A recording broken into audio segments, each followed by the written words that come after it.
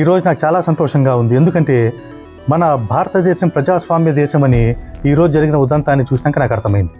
అది మన కేంద్ర విద్యాశాఖ మంత్రి ధర్మేంద్ర ప్రధాన్ గారు రాజీనామా చేయడం. దాదాపు నీట్ పరీక్ష పేపర్ లీక్ అయినప్పటి నుంచి కూడా దేశవ్యాప్తంగా ఎన్ని ఆందోళనలు జరిగాయి చెప్పండి. అయినా కేంద్ర ప్రభుత్వం స్పందించలేదు. మన ప్రధానమంత్రి మోదీ గారు మౌనం వీడలేదు.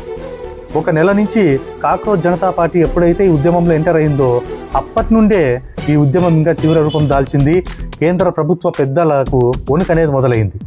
అయినా కూడా ఈ నెల 20వ తేదీ చలో పార్లమెంటు పిలిపిస్తే ఎంత దారుణంగా నిర్దాక్షిణ్యంగా విద్యార్థుల పట్ల యువత పట్ల కేంద్ర ప్రభుత్వం వ్యవహరించిందో మనకు స్పష్టమైన ఆధారాలు ఉన్నాయి, మనం చూడొచ్చు. నేను కూడా చాలా బాధపడ్డాను ఆ దృశ్యాలు చూసి. అరే, ఒక న్యాయం కోసం పోరాడుతుంటే బ్రిటిష్ వాళ్ళకంటే కూడా దారుణంగా ఇలా ట్రీట్ చేస్తున్నారేంటి, మన వాళ్ళే అని నేను చాలా బాధపడ్డాను. ఇప్పుడు ఇంత జరిగి వారికి సానుభూతి వస్తోంది యువతకి విద్యార్థులకి అని తెలిసి ప్రధానమంత్రి గారు నిన్న ఒక వీడియో రిలీజ్ చేశారు. మాకు యువతే ముఖ్యం, విద్యార్థులే ముఖ్యమని. మరి అంత దారుణంగా దమనకాండ సాగించేకి ముందే ఎందుకు వారిని చర్చలకు పిలవలేదు? ఎందుకు విద్యాశాఖ మంత్రి చేత రాజీనామా చేయించలేదు? ఎందుకు మీరు మౌనము వీడి దీనికి సమాధానం చెప్పలేదు? ఎంతసేపు పేపర్ స్టేట్మెంట్లు ఇచ్చుకుంటూ వచ్చారు తప్ప ఇలా వీడియోలు ఎందుకు రిలీజ్ చేయలేదు మీరు? అందుకు ఇంకా బీజేపీ భక్తులు ఉంటారు, ఇంకా వారు కేంద్ర మోదీ గారి అభిమానులు ఉంటారు. వారు సోషల్ మీడియాలో ప్రవేశించారు, వాట్సాప్లో ప్రవేశించారు, అలాగే టీవీ డిబేట్లలో ప్రవేశించారు.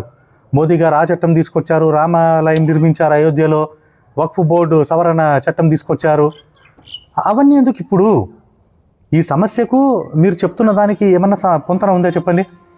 కాబట్టి ఆయన ప్రభుత్వాన్ని బర్తరఫ్ చేసే కుట్ర ఇది హిందుత్వం పైన కుట్ర. మోదీ గారు హిందూ ప్రభుత్వాన్ని నడుపుతున్నారు, ఆయనకు వ్యతిరేకంగా ఇలా చేస్తున్నారు, దీని వెనక కాంగ్రెస్ ఉంది, వాళ్ళు ఉన్నారు, వీళ్ళు ఉన్నారని. దీని వెనక ఎవ్వరూ లేరు. ప్రతి ఒక్క యువత వెనక యువతే ఉండి నడిపించిన ఒక ఉద్యమం, ఒక పోరాటం ఇది. అంతగా లాఠీచార్జ్ చేస్తున్నా, అంత పిల్లెట్ల వర్షం కురిపిస్తున్నా సరే మొక్కవోని దీక్షతో మరీ జంతర్ మంతర్ వద్దకు వచ్చి నిరసన తెలపడంలోనే మీకు అర్థమవడం లేదా? దీని వెనక ఏ రాజకీయ పార్టీ లేదని చెప్పి, ఏ రాజకీయ అజెండా లేదని చెప్పి.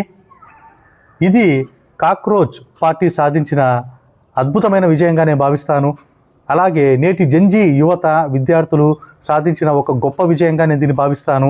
ఇక మీదటైనా కేంద్ర ప్రభుత్వాలైనా రాష్ట్ర చర్చలైనా సమస్య మొదలైనప్పుడు ఎక్కడ మొదలైందో అక్కడ వెంటనే తాత్సారం చేయకుండా, ఆలస్యం చేయకుండా సంబంధిత వారిని పిలిపించి శాంతియుతంగా చర్చలు జరిపించి ఆ సమస్య పరిష్కారానికి పూనుకోవాలి. అలా చేయకుండా ఆ సమస్య ఇంకా పెద్దదయ్యి మెడకు చుట్టుకునేంత వరకు ఉండి, మెడకు చుట్టుకున్నాక అప్పుడు పరిష్కార దిశగా అడుగులు వేయడం ఏమాత్రం సమంజసం కాదని నా అభిప్రాయం.